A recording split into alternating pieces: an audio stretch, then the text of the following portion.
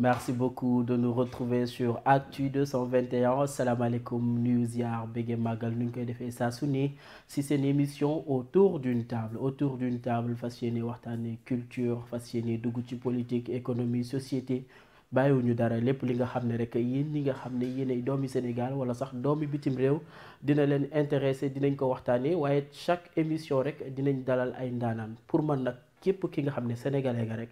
ak domaine boo mënta nekk ndaanaan nga ba tax na tey nag ma daal di fi dalal sama frère sama xarit ma bàyyi ko mu présenté boppam wala ma présenté ko man dama ko bëggoon wax Amary Fall mais moom dafa mel ni jaamaan la ko ñëpp xamee.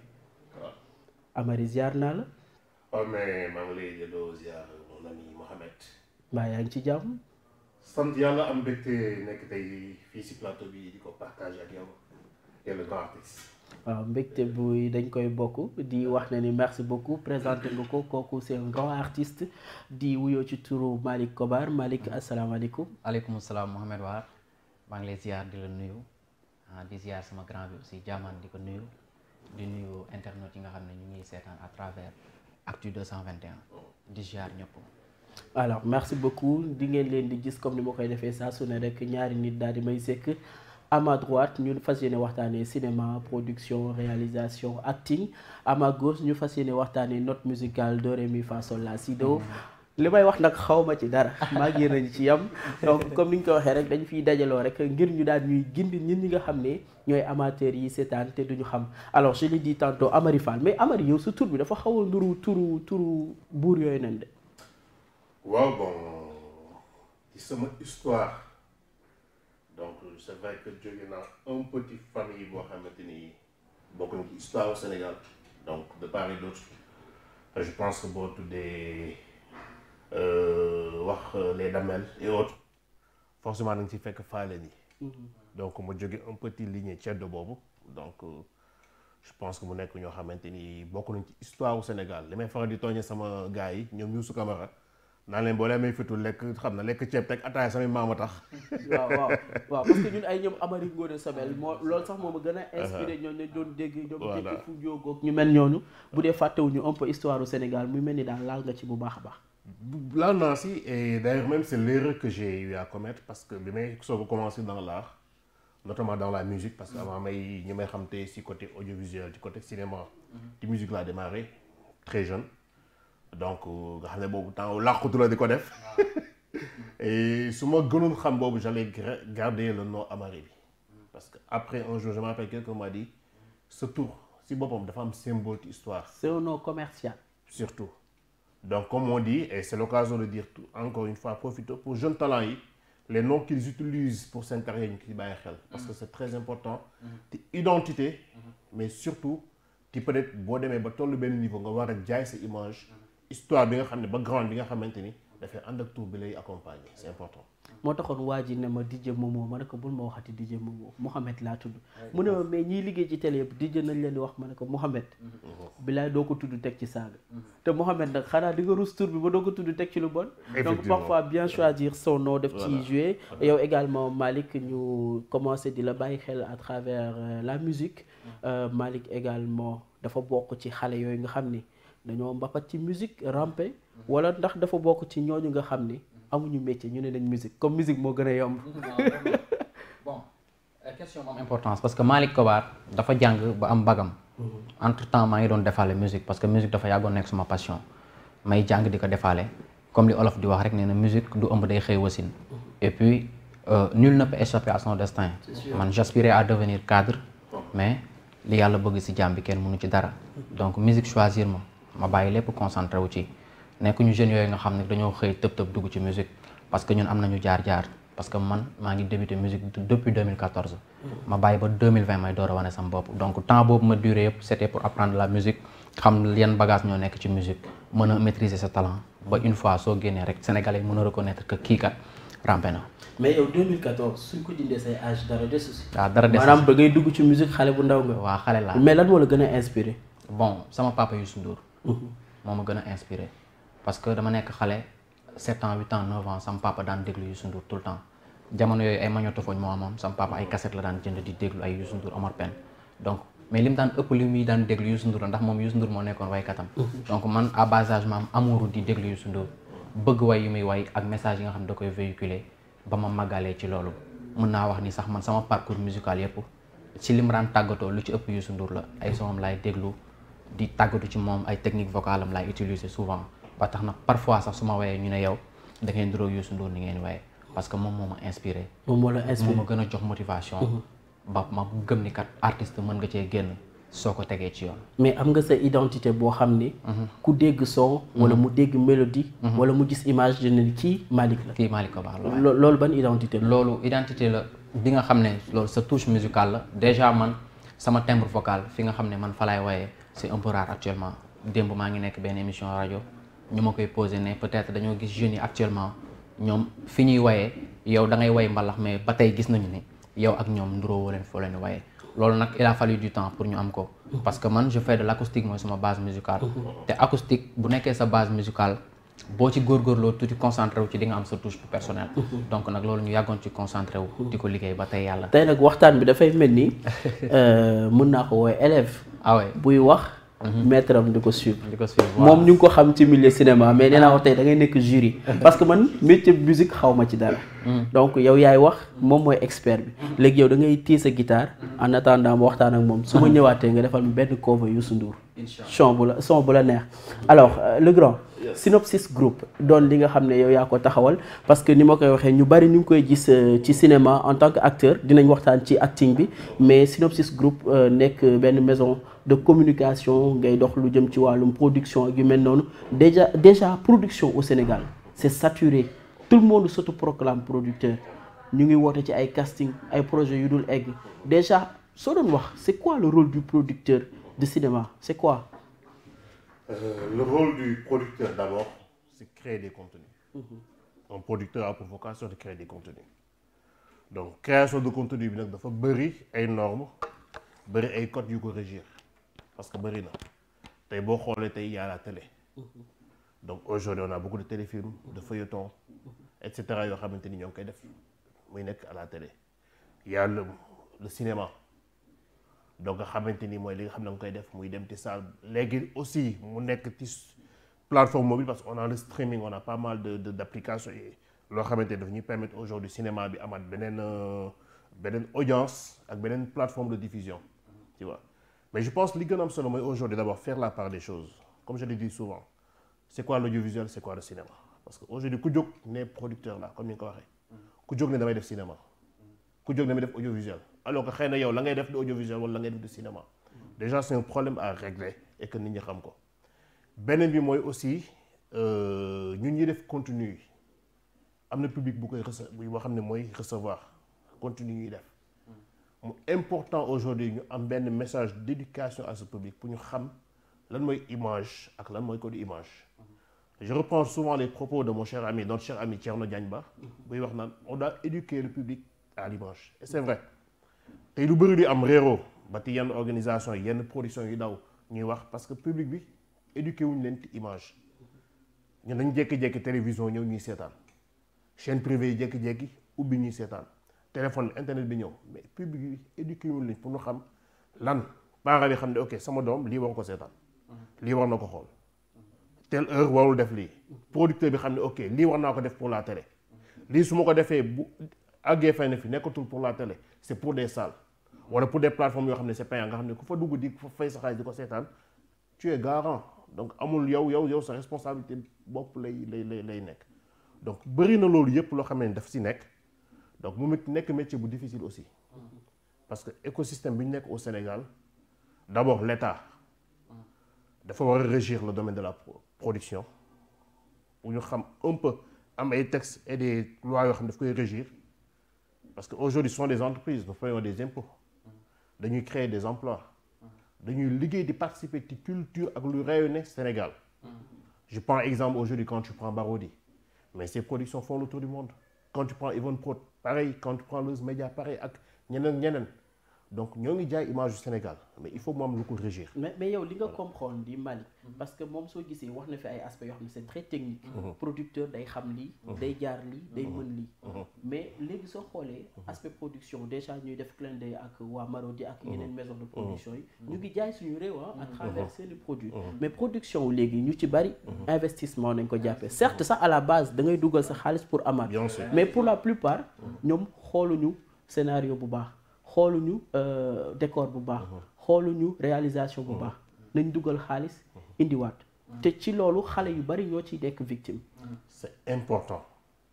c'est très important. damay def benn parenthèse bu ndaw parce que comme la wax tout léegi nii ci casting yi je sais pas si on va revenir mais c'est important déjà pour public bi li ma wax ñu xàmmee parce que dafa am benn post ma def sur ma page Facebook récemment te kenn koo xam ne il a déclaré casting si je peux me permettre de citer. je pense que gis naa ko sax. voilà mu def ñu dekk annoncé par exemple Virginie. casting saison 2. bi ma gisee déjà rien qu'à voir ni ñu ko defee c'était pas vrai bi ma contacté les responsables de Marodi ne leen am na lu ma gis ñu ne ma c'est pas nous am poste bu def mais après bi ma xoolee commentaire j'ai vu beaucoup de jeunes filles surtout ay xale yu jigéen su intéressé bëgg naa inbox tak tak. Qu'est-ce qu'il va faire? C'est un faux profil. Il va pas mettre de numéro. Il va mettre page bi noonu yow boo ko contacter en inbox bu xoolee point facile wala tu es faible c'est les profiteurs pour def li muy def. Et qui va emporter les coups ñun ñi nga xam ne sont les professionnels du métier. loolu la ñuy wax après. donc comme c'est juste benn part bu wane ne c'est important gars yi xàmmee lu nekk lan mooy lan. non c'est sûr parce que vas-y. mais juste pour revenir ci li nga wax production à la base c'est un bon scénario d'abord. bala ngay mën a filmer lu nice il faut un très bon scénario. après boo amee un bon scénario. histoire bi soxla. ñooñu nañ ko koy mën a jox. question boobu sax di nga ci gën a xuus. parce que tey jii da nga fi toog pour gindi ñi seetaan. il est acteur il est producteur. donc dafay wax ci turu ñaar ñëpp. dañuy bàyyi Malick mu ñëw parce que bëgg naa su ma ñëwaatee. nga wax ma. comment choisir un casting. loolu acteur bi bëgg a jouer. mais bëgg naa nga wax ma également qui choisir l'ordre casting. maanaam ñi nga xam ne ñoom ñooy producteurs yi ak scénaristes yi. ñan lañ war a jël parce que yaa ma neex bi bari na ci trop. waaw Malick.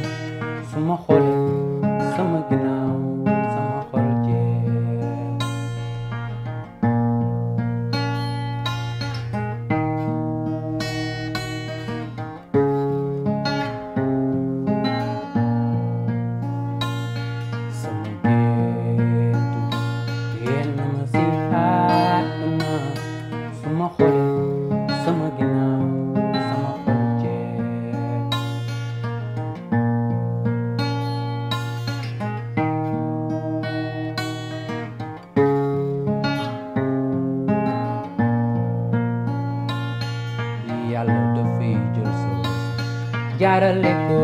ci keneen yow soo naago danga naan kii su ma wàccee damay toro yàlla dafay mujj bàyyi laat moom te di la seetaan yàlla mi la sax mu la defar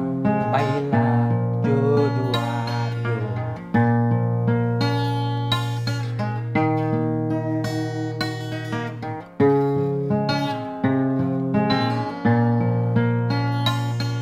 ku ñàpp tufli dangay tooy gaañi mooy tulee seen jëfi tey daal mooy seen jëwi ëllëg lii de wóor na ma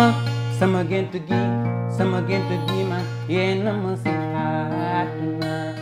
su ma xoolee sama ginnaaw sama xol jeex ma jooyoo. jërëjëf loolu neex na note musicale yi loo ko ñaata nga ko mayegum ci note sur 10. non mais kii dama koy jox 20 sur 10. tu sais c'est important artistes yi surtout jeunes musiciens yi ñuy liggéey cette fois. liggéey parce que tey jii musique live la. tey jii boo ko tegee live. mais mu joué loolu nice. musique du studio c'est le live donc travail bu am importance la et macha allah. macha allah alors balaa ñuy ñëwaat ci yow. di féliciter li nga jotagum def nice na mais ñu gis ne jeunes talents yi dañuy am difficulté trop. moo xam li mu doon wax ci production. am producteur. da ngay gis ñuy single rek kenn du am album. wala yenn saa yi pour que ñu invité la ci émission sax problème la. comme li ma doon wax yaa ma neex la ku nekk da ngay xool say nit nga invité ko. yow yan difficulté nga jotagum rencontré. ci voilà mooy comme li nga wax léegi parce que parfois y a des animateurs yoo xam ne. pour ñu inviter la soit da nga leen di neex wala ñu am yéene jàppale la wala nga fay leen xaalis y a pas mal d'animateurs ici au Sénégal yoo xam ne boo leen fayul xaalis duñu teg sa son wala duñu la invité donc loolu doon na loo xam ne man metti na ma trop parce que jeune talent ëllëg mooy doon ji vedette sama papa Youssou Ndour fa la jaar Wally Ballago Seck fa la jaar keneen ak keneen fa la jaar donc ñoom dañoo war a fàttaliku di xoolaat bu baax parce que ñun ñi ëllëg ñun ñooy doon ji vedette yi ñooy doon ji leader yi donc dañoo war a xam ni kat jeunes yi ñoom ñoo ñu mën a jàppale mais bu fekkee kat siwagoo wala nga amagoo yenn moyens duñ la mën a jël ci yenn plateau yi wala ñuy mën a di jàllale sa son ça devient très très très grave quoi. très grave mais am nga ci benn anecdote loo xam ne vraiment animateur def na la ko. wala ci milieu bi. waaw loo xam ne daal doo ko fàtte. waaw bari na ci comme li ma la wax léegi génne naa sama single am animateur yu ma ko jox Sénégal yi nga xam ne ils sont reconnus mais jàllale wuñ ko parce que peut-être dañu doon laaj xaalis. wala yenn chantage yoo xam ne dund naa ko ak sama manager sama yaay yenn animateurs yoo xam ne peut-être pour ñu def li nga xam ne ñun loolu la ñu bëgg il faut que ñu teg benn alibi maanaam chantage la wala xaalis la te ñun dañoo nekk ñoo xam ne dañoo gëm suñu bopp li ñu gëm mooy liggéey suñu talent fexe mën te bés du ñàkk amaana tey ay jeunes talent lañ mais ëllëg dinañ doon ji leader nañ ci bàyyi xel bu baax. nañ ci bàyyi xel wax na ko message bi c'est très clair aujourd'hui c'est des jeunes talents demain ils seront des vedettes vedette nag moom day yaataa yumbe nu ko neex lay def. te nag ku ñu fay sa bor nga mer. daa fekk la nga lebloon baaxul merci. damay bamtuwaat question bi en tant que producteur ñan ngeen war a choisir ñu figurer ci seeni production maanaam qui choisir lors d'un casting mais en tant que acteur comment choisir un bon casting. ok en tant que producteur. comme je dis histoire bi tegee ba nga def profilage personnage yi am sa bible et tout il faut voir les gens mettre les gens qu'il faut à la place qu'il faut parce que benn dafa am da ngay jël ki nga xamante ni daf ko jàng certes mais da ngay jox chance aussi ki nga xam ne am na talent bi te moo ngi gëstu nga boole leen pour mën a am un bon produit man tey il faut faire le mix parce que tu ne peux pas dans une production il y a toujours les têtes d'affiche mooy ñi nga xam ne ay ndaanaan la ñu kenn du leen werante loolu leen jox ñu dem tu vois les seconds rôles et cetera donc il faut nga définir loolu yëpp mais surtout faire un bon casting ne pas dire que ok attends Kobar sama gain la am naa benn rôle ministre mais dama koy jox mais est-ce que Kobar incarne ça est-ce que bi nga dressé ce bible personnage est-ce que ça correspond à Kobar liggéey la du caaxaan donc il faut que producteur bàyyi loolu xel bi si des mooy aussi respecter métier bi respecter mooy métier mooy lan ne pas utiliser le métier pour tromper les gens casting production mu leenal yow li ngay def wala ka ngay woo li nga koy jox sax mu koy def mënu ko mais yaa ngi ko koy jox pour yaakaar si moom leen soit yaa ngi yaakaar weccit ou bien qu'on le dise carrément tu penses à l'amener au lit donc il faut yëpp gars yi bàyyi si xel beneen bi pour les acteurs tu sais moi par exemple sur mes réseaux sociaux am na casting yoo xam ne su ma gisee du ma ko publier. c'est sûr. parce que quand tu fais de l'image tu vends de l'image lépp dafa war a coordonner. vraiment man quand je vends un casting déjà ci présentation bi. je dois savoir di c'est du sérieux ou pas. muy benn.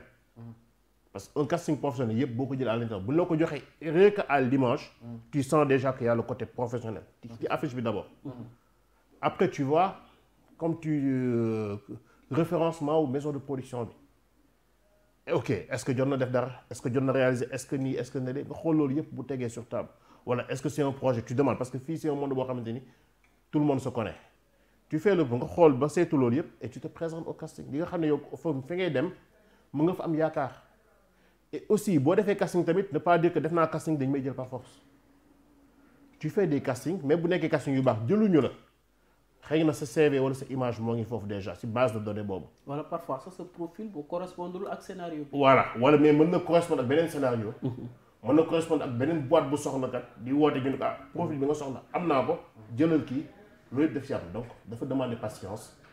moi j'ai passé une bonne partie de ma vie à faire des castings. casting def naa ko mais c'est dans ces 2-3 ans là commencé am des rôles ci yenn production yu mag ba ma commencé am ay rôles principaux ci ay production yu mag. c'est donc voilà c'est très important ce qu'il vient de dire gis nga Malick xale yi dañu yàkkamti ñëpp a bëgg a génn télé te tepp moo gën ñu réet comme il l'a dit moom ak man ak suñu ay morom dañu def ay casting keroog dalal naa fi tonton Sène dañu ramper balaa nit ñi di leen di xàmmee mais xale yi dañu jékki-jékki rek bëgg siiw boobu nag mooy waral presque rôle bu ñu leen jox ñu joué ko mooy waral trompe toujours. merci beaucoup surtout foofu laa bëggoon côté contrat yeeg yooyu vas-y parce que loolu moo tax en général da ngay gis koo xam ne monde cinéma musu ko intéressé mais vu que actuellement nit ñi ñu ngi seetaan cinéma yi te peut-être gis naa nit koo xam ne xamoon naa ko mu siiw ci à travers cinéma yi donc pourquoi pas man ma jóg def ko te jàngoo ko musul nekk sa passion léegi da ngay dégg casting jóg dem te en général comme li nga wax daf ci am ay tromperies yoo xam ne dañuy woote casting rien que pour tànn xale yu jigéen yi pour après ñu mën leen utiliser te xale yu jigéen yi am na si ñoo xam ne image jaral na leen lu ne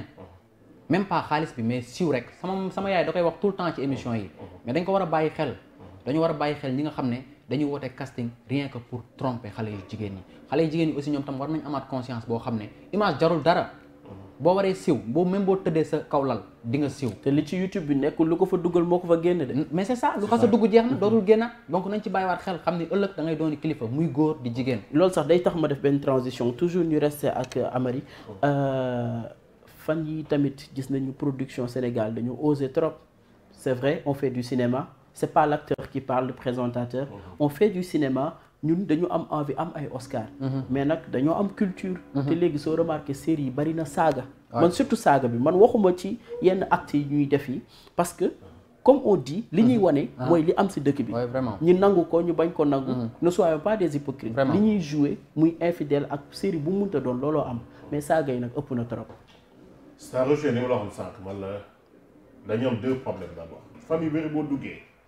à 20h ils disent pas à leurs enfants d'aller regarder le journal télévisé l'autre jour je demandais à sama nièce ma ne ko est-ce que yéen a ngi def culture générale ba léegi dans les écoles non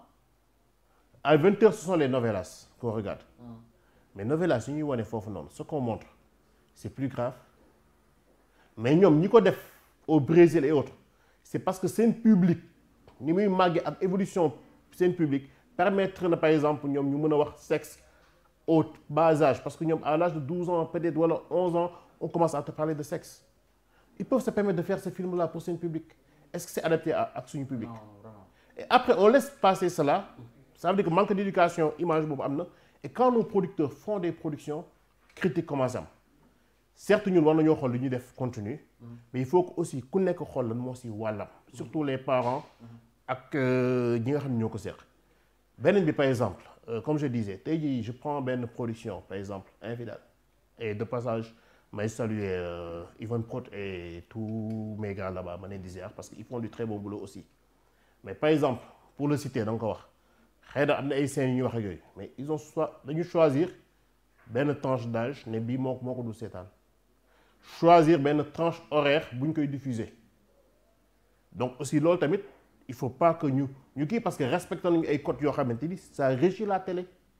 tu vois maintenant nag ku nekk yaa xam ni ngay toji sa bopp ju nax moi je vais jamais m'hasarder à dire tel ou tel ni mu defee parce que je suis un réalisateur je suis un scénariste je suis un producteur man maa xam par exemple comment je dois raconter mon histoire keneen noonu mais pour parler d'une manière générale man sama doom par exemple si j'avais un enfant tey jii heure infidèle daw 22h mais je lui dis tu vas te coucher tu vas pas regarder mais su ma ko ne doo ko seetaan à 22h à 20h je vais lui mettre le journal télévisé du ma ko bàyyi bu dem seetaan novelas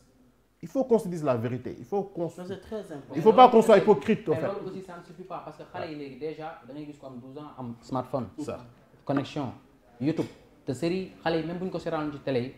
YouTube la ñuy dem ko ji ko en général sax boo xoolee Sénégal ñëpp YouTube la ñuy seetaan. li tubaab di wax tu m'as marché sur la langue foofu laa bëgg. gis nga problème bi aujourd'hui bu ñu ko bëggee xool c'est la société sénégalaise.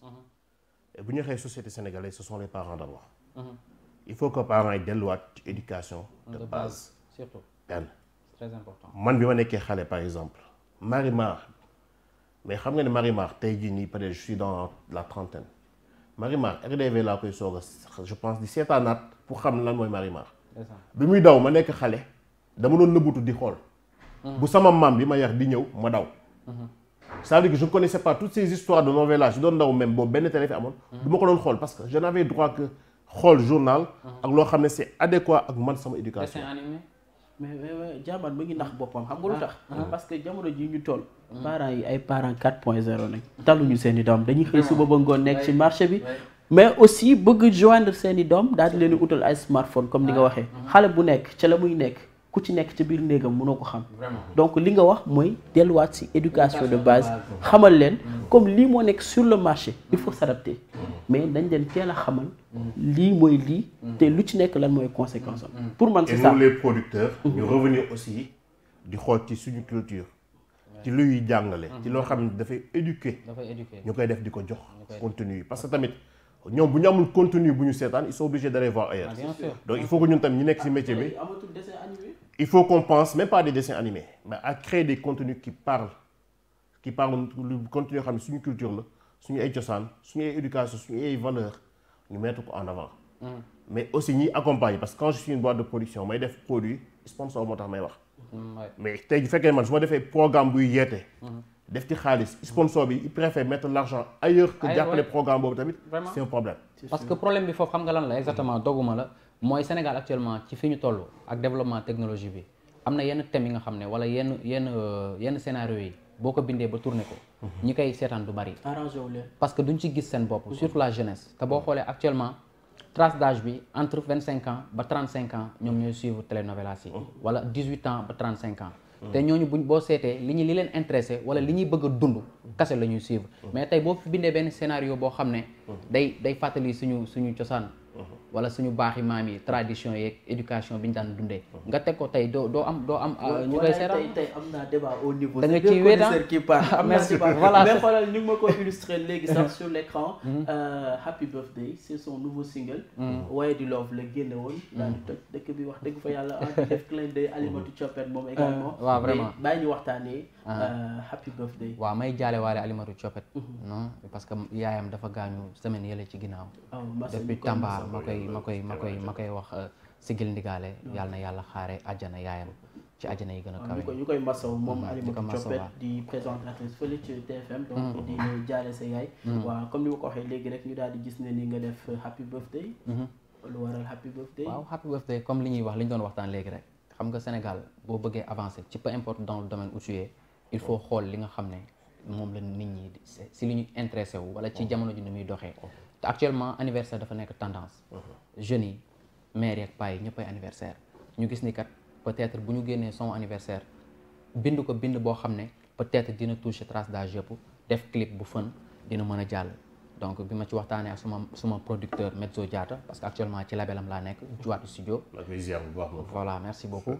mu am slogan boo xam ne dimbali booy ñu sound la ñu nekk ay jeunes yi nekk ci banlieue bi parce que y a pas mal de talents qui sont au niveau de la banlieue te amuñu ku leen mën a produire moom nag mu créé benn label indi ko ci banlieue bi muy Juwaatu Studio man yàlla dogal ma bokk ci label boobu man sax mën naa wax ni maay premier produit bi label bi génnee ak Happy Birthday bi donc loolu la ñu gis ni kat actuellement Happy Birthday tendance la et buñ ko génnee dina def dara looloo taxoon ñu toog liggéey son bi def clip bi génn ko te liñ ci xalaatoon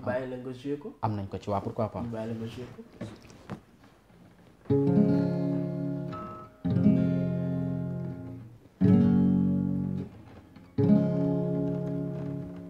Birthday, happy birthday, happy birthday, happy birthday,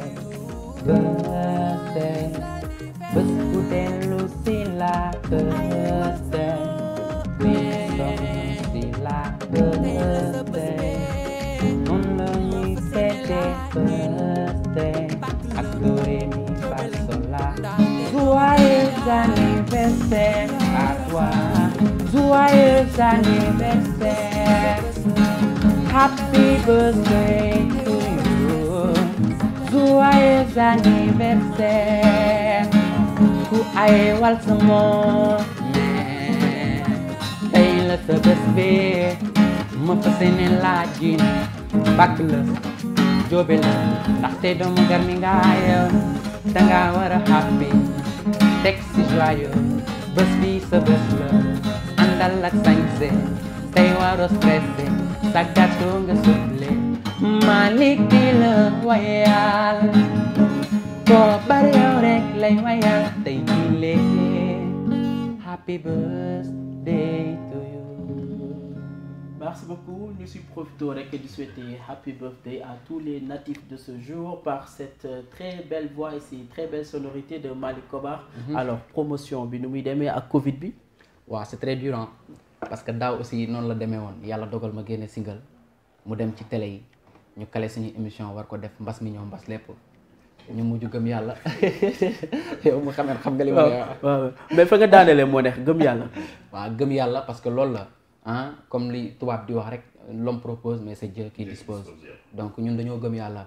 te dañoo nangu dogal aussi bi mu ñëwee ñun aussi dañoo accepté toog bàyyi affaire yi jàll ren yàlla dogalaat ci diggante bi ñu am ci producteur xam nga loolu sant yàlla la di olof di wax yàlla buy defar day mel ne du yàq def nañ suñu single def autoproduction ak single nu mu mettee clip lépp ñoo ko defaloon suñu bopp man ak sama yaay mu di sama manager yàlla dogal mbas mi ñëw mbasoon ko léegi ci temps bi ñu toog muñ nangu yàlla nangu dogal yàlla indil ñu si producteur ba suñu deuxième single defuñu si dara producteur bi Metso Diatta moo def son bi génn xaalis fay clip bi def lépp donc ñun gis nañ ci suñu bopp bien vrai que metti na si ñëpp mais sant nañ ci yàlla ndax am nañ ci benn jéego dañoo alhamdulilah di féliciter vraiment grand Metso Diatta di wax jàppale leen boy yi am nañ talent mën nañ xam nañ fi ñuy teg en plus ñu ngi révolutionner musique parce que soo xoolee léegi benn boy day génne son même pas une semaine mu def 1 million de vues sur YouTube parce que ñu ngi commencer également di def recherche di xam lan mooy professionnalisme dinañ ñëwaat ci yow yow nag au-delà de production maa ngi ko doon wax sànq xàmmee nañ la ci ay séries bu ci mel ni un café avec je pense bu ci mel ni dina ma neex foofu la nit ñi gën a xàmmee récemment nag nga def ordre Ninki Nanka métier acteur bi lu tax nga dugg ci parce que wax nga ko yow da nga xaw a sob nag grand nga baal ma yow bëgg a produire bëgg fee nekk reggae man bëgg ñëw ci acting bi xoolal foofu nag gaaw tuuti rek man dama bëgg xam rek loolu dugg ci acting. Dans l'expliquer en fait pourquoi c'est important. Je suis un artiste d'abord lu ma loo xam dafa nekk si man la mu judduwaale ko mais même que j'ai compris que ne talent kese ça ne suffisait pas il fallait ma gëstu aiguiser talent boobu ma commencé def jéego moo xam ci musique ba yooyu donc au côté de Lamp ma koy nuyu bu baax sama mentor ci musique bi ma def say jéego musique bi aussi propulsé ma parce que je faisais en même temps du théâtre ma dem au côté de Leuz ma koy nuyu ak toute l'équipe bi ma nekkaloon ci foofu c'était la deuxième saison de Café Avec et là je voulais apprendre et comprendre c'est quoi une production et comment ça se passe ma nekk si wetu Leuz ba génn fa beral sama daara bopp mais je voulais pas xam ne fii Sénégal dañoo tam par exemple artiste wala acteur bu demee ba tollu fen ñu naan ñoo ngi koy kettal ñoo ngi koy lii moi je me suis dit ok je suis un artiste je suis jeune yàlla même compétence mais il faut mu nekk un entrepreneur c'est ça qui m'a poussé à derrière à faire de la production moo ma poussé ma jàng métier réalisation moo ma poussé aussi ma aiguiser talent bi ma amoon ci scénario pour professionnaliser aussi mais n'empêche à la base je suis un artiste scène maanaam acteur la comédien la musicien la maanaam scène mooy sama métier de base mais il fallait aussi maam lu ko accompagner ba tey boo Mouhamed Waaw woowul tey ci production mais je peux faire ma production écrire mon film le produire et le jouer macha allah et alhamdulilah moo tax ma ne ko du ñu yàgg foofu parce que xam naa ne li muy def da koo mën vraiment donc juste pour ñi nga xam ne ñu ngi koy gis ci ordre Ninki Nanka daal di xam ne ni dafa am jaar-jaar vraiment yooyu noonu yëpp ñuy rafetlu di la féliciter di ko dëxañ teg ko fële daal di wax ci actualité Diary Sow waxoon nañ ko ci plateau bi mais faaw ñu waxaat parce que nouvelle yu bees yi ñii ñu ngi naan Diary fa mu nekk moo fa bàyyi boppam ñii ñu ngi naan ko Diary génnal sa yaay sonn na phénomène u Diary Sow bi naka nga ko dundee déjà d'abord li may jëkke def mooy di ko ñaanal moom Diary fa mu nekk yal na ko yàlla def si jàmm moom ñëpp mais tey lu ñu mën di wax tey ji sénégalais bu statut wala mu bind wala mu wax mënul metti ba gën a metti ki jur Diary Sow famille ak ñu ko gën a jege vraiment ku mën di am stress wala jaaxle mënoo stress wala nga gën a jaaxle Diary Sow si boppam donc man lu ma def lu d'abord ñaanal ko moom mu nekk si jàmm fekk ji ay famille am loolu mooy le plus important mais je vais aller d'une manière beaucoup plus loin Mouhamed Diary dañ ne c'était la meilleure élève sénégalaise au Sénégal ah ñu ne parmi élèves yi ni ñu koy waxati meilleure c'était moom moo jiitu woon. Elle a été successivement Elle a été 2 ans pendant 2 années successives. Meilleure élève du Sénégal. Concours général. Ça veut dire que dafa fekk ay ni ñu koy waxati dafa fekk benn groupe boo xam te ñëpp ay talent lañu ñu seppi ko si loolu la ñuy wax élite. Mais pour quelle raison élite boobu ñu wax ko seppi alors que moom ñi ko tàggat ba mu nekk élite boobu ba mu nekk meilleur ñi ko jàngal ñëpp système Sénégal bii la pour quelle raison ñu wax ko mën a bàyyi muy dem bitim réew. vraiment man bañu ma ko jël parce que tey suñu université ak suñu daara yi nit ñaa ngi jóge ci étranger di ñëw di fi jàng si. bien sûr donc bañu ma ko jóge fii dem jàngi France wala feneen mais bu ñu wax élite dañ koy protéger. waaw vraiment. ça veut dire que autorités yi waroon nañu mën a def plateforme parce que man bi ma nekk xale ba léegi ñëpp ñoo ngi dégg concours général. chaque année pourquoi ku gagné concours général jël xaalisu dëkk bi war na ko fay nga dem bitim réew. pourquoi pas pendant toutes ces années là defuñu processus boo xamante ni dina tax ki génn concours général mën a toog si dëkkam. jàng ñu tàggat ko. parce que loolu mooy tax suba bu Sorbonne taxawee. ne man sama élite ngi nii. université dala yàlla fële taxaw di wax ñu mën a taxaw damu. xam ne ñun kat kii ñoo ko Mouhamed Wa fii la nekk meilleur ci suñu système tàggat ko ba tey jii bokk na si gën a am xam-xam si àdduna. mais tey bu ñu bàyyi élite boobu tey defuñu plateforme defuñu leen mën a protéger seen biir dëkk ñu bàyyi la ñu dem mais kenn xamul la ñuy fekk ji. et suba bu ñu réussir qu'est-ce qui dit qu'ils vont servir à l'Afrique et au pays. est-ce que aujourd'hui bu ñu demee ba réussir si ñi leen jàngal ñi nga xam jox na leen est-ce que du leen récupérer mu jëriñ leen ba avant muy jëriñ suñu dëkk. mais c'est ça. il faut que suñu autorités yi bàyyi xel et d'une manière générale le cas de Diary Sow doit pousser à une réflexion beaucoup plus longue. ci suñu politique yi nan la ñuy tegee ak nan la ñuy encadrer les jeunes et nos élites. thèse pression bi dañ ko teg pression maanaam pression bu bari moo ko jàpp ba tax mu daw laaxatu. gëm nga ko. pression bi d'abord dafa jëkkee pour man dafa jëkkee si autorité yi élève bi jóg nga ni yaa fi mën yaay meilleur d'accord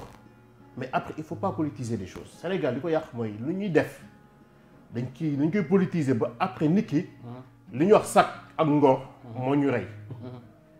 man tey jii sax da ngay gis da ngay yox benn 1000 francs nit taxaw am lu mu la wax yow sa sag ak sa ngor au lieu nga def 1000 francs bi da ngay bëgg a dem defe ji 3000 wala 5000 amoo ko. te jaari nag ab pël la te lañ naan pël la suusaa gàcce maanaam pël ñemewul gàcce. ñu daal di gisaat beneen phénomène ba bëgg la si interpeller fële ca Kër Massar sàcc daal di dugg ci kër ka muy sàcc daal di koy xàmmee ndax sàcc na ko sàccaat ko mu xam ne ni kii kat su rëccee dinañ ko boole police mu daal di tëj soxna sa si néeg daal di tëj néeg ba taal ko ba xale bi daal di lakk yaram bi yëpp muy mel ni violence chaque jour ñu waxtaanee ko mais violence ba ci réew bi. waaw loolu nag li koy gën a waral jamono ji du leen lu dul xol yi actuellement dafa woow te xol su woowee rek des fois dina def acte yoo xam ne sax xel mi du ko fekkee wala du ko yëg kooku def loolu man je ne comprends pas actuellement lan moo tax mu def ko mais war nañu xoolaat source bi parce que tamit neexul nga teg sa alal ñu koy sàcc def la ko benn yoon defaat la ko ñaari yoon mais su doon sama sago man dina ko jël yóbbu ko ci police wala mu xool beneen anam bu gën a rafet mais pas mu koy tëj di ko taal parce que loolu tout sauf ça quoi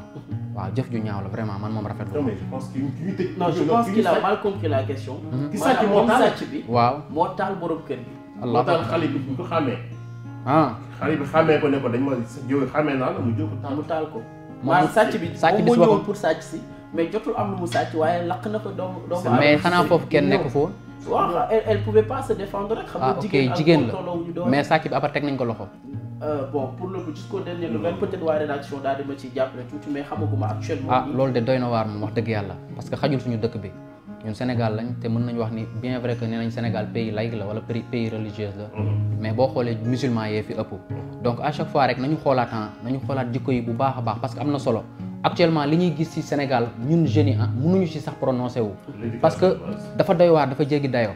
te su ma sañoon nag ñi nga xam ne ñoo jiitu réew mi nekk kilifa yi war nañu xoolaat bu baax a baax naka la ñuy doxalee. nañu xoolaat bu baax a baax naka la ñuy doxalee dañuy dem ci suñu deuxième partie émission nekk suñu rubrique ma xool donc nous allons vous montrer des images rek daal di koy illustrer yéen également ngeen daal di commentaire images yi ñu si profité rek di leen di fàttali que vous êtes en train de suivre votre émission autour d'une table aujourd'hui nous avons comme invité Diamane El Phénoménal de son vrai nom Amary Fall également Malick Kobar jeune talent. Je suis sûr qu'il sera une grande vedette loolu man maa leen ko wax sur A221 su ngeen paree rek ñu daal di xool yan image la ñu am si ginnaaw daal di koy commentaire alors le grand dafa mel ni sànq tuddoon nga turam sax si plateau bi waaw mais sama xarit la sama conseiller la et je pense que comme on dit dañuy gis ñu nekk si kala mais am na des hommes de l'ombre Thierno Diagne Ba fait partie des hommes de l'ombre du cinéma et de l'audiovisuel au Sénégal il fait beaucoup de sorties beaucoup d'articles dans la presse nekk un technicien de la culture donc di si gëstu di si jàng ba si bitim réew mais surtout nekk ay conseil de pas mal de production donc aujourd'hui man li ma mën a wax mooy ñu mel nii na leen valoriser parce que seen baat ak seen kàddu am na solo pour ñun ñi nekk ci métier bi am na solo pour ñu aspirer dugg ci métier bi donc c'est une voix à écouter et surtout à beaucoup prêter attention ma koy nuyu di ko jaajëfal. ñu koy jaajëfal moom Thierno Diagne Ba je tenais vraiment à lui faire un clin d'œil ni mu ko waxee rek nekk ki nga xam ne mu ngi yëngatu bu baax ci milieu cinéma bi te nag daal di toog rukkam boolew ko ak wax ju bari di remercier ñooñu sax nga xam ne mooy équipe bu maîtresse d'un homme marié je pense qu'ils ont compris son importance ba tax ñu daal di koy dugal moom Thierno Diagne Ba nekk un pilier ci cinéma nekk foofu rek ci maison de la cinématographie di fa liggéey lu am solo ñuy xool rek ban image moo ci topp ñu daal di koy waxtaanee alors Malick Kobar sànq ba léegi yaa ngi naan sama yaay sama yaay. waa kii sama yaay yaay booy mu ngi noonu ñu koy nuyu mère Khady Diop. moi sama yaay la. nekk sama xarit nag quoi xaw ma fan ngeen jëlee photo bi mais Modou Waar yow jaaxal nga ma de. ah ñun dañuy autour d'une table. ñun tamit autour d'une table la ñuy def photo bi doy na waar de. vraiment en tout cas. nice na trop te aussi kii dafa nekk koo xam dafa sore ci man quoi man bu ma gënee am confiance sax ci suma carrière mën naa wax ni moom kase la ndax gënoon na metti ñu wét trop nekkoon ci lëndëm bi gëm li ñu gëm di xuus mës a am yaakaar ni dina mës a baax waaye moom mu nekk jigéen ju mën góor vraiment mu nekk jigéen ju mën góor moo nekk sama premier manager ba tey moom may manager te am naa yaakaar ni dinañ continuer damay ñaan yàlla mottali yéene bi nga xam ne am na ko ci man ndax moom bu sañoon tey Malick Kobar àdduna yëpp xam ko te moom mooy nit ku gën a xam ñun talent bi ñu yor moo tax boolewu ci wax te ne ma Malick jëlal sa temps rek nga dox tepp ñu liggéey yàlla baax na dina mës a neex. ñu koy def clin d'œil moom aussi muy ndaanaan bu mag a mag Khady Diop ñu gën ko xàmmee également ci milieu cinéma moom mu nekk suñu belle-mère nationale belle-mère bu xaw a doy waar boobu sama yaay la nag moo tax mënu ma ko wax dara en plus daf ma bëgg. je pense que ni mu lay encadré noonu la may encadré noonu lay encadré képp ki nga xam ne rek jeune bi nekk ci milieu audiovisuel. beneen image sur autour d'une table su pare alors xam ngeen kii. Malick xam nga kii. xam naa ko de. waaye xam nga mooy kan. bàyyi moom mu wax la moom mooy kan kon. kii di mooñ ne bu si kalamee tuuti nañ dem dugg suñu. 21h su jotee ñëpp tëdd. non 20h55 ñëpp tëdd. alors kii mooy Antoine Félix Diome nekk ministre de la justice ministre de l'intérieur autant pour moi donc actuellement nii nag. coow lu toppoon Aly Ngouille Ndiaye bi mel ni moo ko topp ndax moom moo nañu waaw couvre-feu 21h mais yéen aspect couvre-feu bi nan ngeen ko gisee c'est normal c'est pas normal. bon mënuñu ni c'est pas normal parce que état moo décidé te décision pays ci état la basé wu bien vrai que askan wi am nañ droit ñaxtu parce que pays démocratique lañ nekk mais état bu jëlee décision mënuñu def lu dul accepter ko mais metti na si ñun. parce que metti na aussi trop ci waa banlieue bi. bi ñu jëlee décision bi muy bële passé ak bi yëpp man ñi ma njëkk a xalaat mooy néew di doole yi parce que sama kon déjà am na fa ay maire yoo xam ne 9h la ñuy lal ñii cere la ñuy jaay ñii fonde ñii leneen ak leneen ngir am loo xam ne ci guddi gi dañ koy dajale ëllëg ñu mën ci taal añ dundal seen i njaboot ci côté boobu la méttee ñun sax garaawul parce que mën nañu muñ am na ci leneen ak leneen loo xam ne ñu ngi ciy jàpp yàlla dañu suturaal mais am na ñoo xamoon guddi gi kase la ñuy yaakaar pour mën ci am loo xam ne dañ ciy yóbbu seen kër pour mën a dundal seen i njaboot. métti na foofu la méttee. couvre-feu grand. man j'ai beneen point de vue laa si am d'abord état buy jël décision d'accord mais une décision bu ko état jël tamit baax na mu si communiquer. bu baax te man aujourd'hui bëggoon naa xam tey statistiques yi nga xamante ni professionnel de la santé moom la ñu yor tey Covid bi day gën a circuler guddi wala bëccëg parce que baax na ñun par exemple bu ñu nee toog leen seen kër. 21h. ñu wax ñu aussi statistiques yi ñu xam. vraiment comment Covid di progresser. c'est important. parce que bañ on n'est pas contre ko parce que lu ñu bëgg tey ji mooy mu jóge fi mais quand tu fais des décisions nga koy jox population waxal ak ñoom il faut que ñu jox ñu on a droit de savoir parce que ñun ñoo leen fi teg ñoom na leen fay teg pour ñu liggéeyal ñu. ils sont pas là pour ñoom dañ fay nekk pour liggéeyal ñu. nañ ñu wax ok statistiques yi nii la. su boobaa gis na bu ñu ko defee soxlawul ñuy wax Sénégalais toog leen 21h bu ñu joxee lu leer nañ ba mu leer si boppu nit ñi non 20h nit ñee dugg seen kër toog parce que kenn bëggul dee kenn bëggul sa bokk loru kenn bëggul dégg ne nit moo ngi loru mais y a un problème dans la communication muy benn bi si des tamit mooy mesures yi ñu jël guddi gi déployer les forces de l'ordre si bedd yeeg yooyu mais nañ ko gën a accroître mesures yooyu si bëccëg bi parce que man jàpp naa ne bëccëg la Covid bi dox te y a trop de laisser aller ci bëccëg bi yoo xamante ni. laisser aller bi métti na grand waaye embouteillage tamit métti na moo tax yéen sax bañ leen convoqué ngeen tardé xoolal leen ma nii. dafa métti yow. ah ba pare pire que ça da ngay gis ñoo xamante ni pour que ñibbi rek rien que war a ñibbi heure bañ ko wut fa fekk leen ci mbedd mi dañuy surcharge bus yi muy mel ni ñu ngi doon daw virus mais nit ñi ñu ngi antas ñoo ngi koy mettre mais tardé boobu mun nga may benn lu daw ñëwal parce que c'est très important je pense que ñu bëri duñ ko wax tey ñun dañuy bu ñuy ñëw dañuy jël péage fay xaalis mais pour quelle raison ñun bu ñu waree jël péage fay xaalis ñu bëgg ñu boole benn sortie ak ki nga xam ne fayul et que yow temps bi nga gagné yëpp tu le perds alors que tu as payé ton argent loolu def si débat. non xoolal caméra bi xoolal caméra bi. caméra bi laay wax man bëgg naa sénégalais ñu wax ñu ñi nga xam ne ñoo yor péage et autorités yi de quel droit ñun bu ñu fayee suñu xaalis ci autoroute à péage ñu war a bokk benn sortie à Cambérène avec ki nga xam ne fayul de part et d'autre et que ñun suñu xaalis bu ñu ko fayee ñu war a perdre autant de temps. dafa metti grand tëgg na ci table suñu émission jeex na xoolal balaa ñuy tàggatoo yow ci milieu musique soo amoon benn nit boo xam ne vraiment bëgg nga ko wax merci kan la. sama papa Youssou Ndour. milieu cinéma soo amoon benn nit boo xam ne bëgg nga ko wax merci kan la. Ousmane Sembène. Ousmane Sembène merci beaucoup Youssou Ndour merci beaucoup Ousmane Sembène alors lan mooy projet yi Malick. waaw projet yi mooy liggéey rek. toog suñu rukk liggéey jël suñu temps def li ñu war a def ba keroog yàlla di defar affaire yi. ma kontaanoon loolu di la fi dalal di wax ne ni yàlla na la yàlla may succès bu bari moo xam muy Waye di Love moo xam muy happy birthday ak yeneen yi nga xam ne ñu ngi ci yoon bi ndax xam naa ni jeune nga ndaanaan nga te tu es bien encadré sànq bëggoon naa ñu waxtaan sax si sa staff temps bi moo ñu ko mayul parce que jeunes yu bari dañuy am problème évolution parce que seen staff moo baaxul tey jii Mouhamed War su amee fit ku mel ni jaamaan ak keneen ñoo koy message si suuf booy del waxee nii del solo nii del toogee nii ba ci style beeg waxin bi il communique très bien macha allah su ngeen remarqué il communique très bien te loolu dafa bokk ci li nga xam ne dafa manqué jeunes yu bëree bëri alors di la wax nga tàggu say mbokk xëy na waaw damay santaat sama papa bu baax di ko gërëm di santaat sama yaay bu baax di leen gërëm bu baax di sant waa famille Kobarène sama cosaan parce que man Kobar laa sant ñu bëri xamuñu ko ma sant Kobar mu nekk Jolof Kobarène actuellement ñoom ñëpp dañoo taxaw ngir jàppale seen deret créer ay groupe yu dul jeex ñëpp nekk ci partout dans le monde toutefois ñu may solliciter maa ngi leen di jox mention spéciale di sant waa Ndar waa Mauritanie waa Daara Jolof waa Linguère waa Géejawaay bi ma jógee fi ma juddoo yaroo fa màggee fa HLM Paris Géejawaay Daaru Salaam ak fit mi maa ngi siyaar ñëpp di sant sama sëriñ nag sëñ Moutada Mbaye bàyyi jëriñ mi di ko wax gàcce ngalaama ak sama waa staff Cheikh Mbacke Pape photographe sama yaay aussi soxna Khadijatou Diop maanaan ko gàcce ngalaama yaay booy te xam ni nanu muñ rek dina ma sa baax incha allah. kontaan naa ci yow bu aussi sama fan si waa Wakaam fan si club Malick Kobar bi ñi si nekk ñëpp mënuma lim ak sama yaay yi nga xam ne dañ ma bëgg di ma safoo toutefois moom daal yaay bëgg nañ ko lool xoolal da ngay téewaat guitare bi le temps bu tàggoo bi pa actu 221 laa bëgg nga wayal loo way baax na alors grand yow tamit ñu kontaan ci yow peut-être après hors de Ninki Nank gis naa ni fan yi yaa ngi waajal yu bees projet yi lan la yow tamit bon présentement maa ngi nekk en tournage avec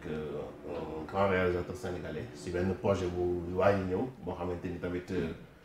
nan la toj Sénégal ma am fan sañu rek ne commissariat 221 la muy ëmb nag ak na sa biir na ko gars yi xaar donc kon daal mënuñu si am sax voilà fu mën a jaar voilà pour xam yan projet la voilà mais may remercier d'abord ak vraiment waa kër gi franchement vous avez une maison très professionnelle ci accueil ci contenu et ci li ngeen def Sénégal c'est important business aujourd'hui may remercier ñi nga xam ne ñëpp ñoom laa liggéeyal d'abord dalee ko ci sama entreprise Synopsis Group ñi nga xam ne ñoom laa seqal liggéey bi Mamadou Cissé Youssou Camara Reissa Aïssatou Sakho El Hadj Arona Gueye tout le monde di remercier sama ay yaay parce que yàlla dafa def tey jii nii ma màgg am beaucoup de familles yoo xamante ni ñoo ma soutenir di ma téye di ma tette parce que peut-être nekkuma ak sama yaay sama papa ma koy nuyu aussi ak sama yaay yëpp ku nekk ki nekk États-Unis ki nekkuma ak moom mais am ay familles yoo xam ne tette nañ ma jàppale ma tey ma àgg fii mënuma loolu su ma toogee moom mën a wax leen merci ñoom ñëpp ils vont se reconnaître mais particulièrement maman Sakho Diop moom aw ma fayam di remercier waa Thiaroye Azur waa Ouest Foire fa ma dëkk di remercier aussi toutes les boîtes de production yi nga xam ne am nañu confiance ci man di ma dénk seen ay liggéey ma si liggéey ba tey ji ma àgg fii muy Luxi muy Marodi production muy Leuz Média nga xam ne Leuz c'est mon mentor ma koy nuyu di wax Sénégal yi la fi jàmm yàgg métier bi yàlla na jëm kanam et one love merci beaucoup di leen kontaane bu baax a baax Malick Kobar ak Diamane di remercier tey nag comme yaay yi ñoo xew bàyyi ma ne ma nuyu sama yaay daal di koy commencé si Nen Ndiaye nekk fële ca Diourbel waaye di nuyu également Ami Sarr Silla nekk sama yaay fële ca Maris sama yaay nekk Maris ñoom Mama Camara ñoom Khady Jong ñoom samay yaay nañ samay sœur nañ fu ma neex daal di toog nuyu sama beneen yaay moom mu ngi wuyoo ci turu Soukay Dia également ak Binta Gueye nuyu naa sama yaay yëpp bàyyi ma kenn di leen jox rendez-vous très bientôt en attendant Malick Kobar.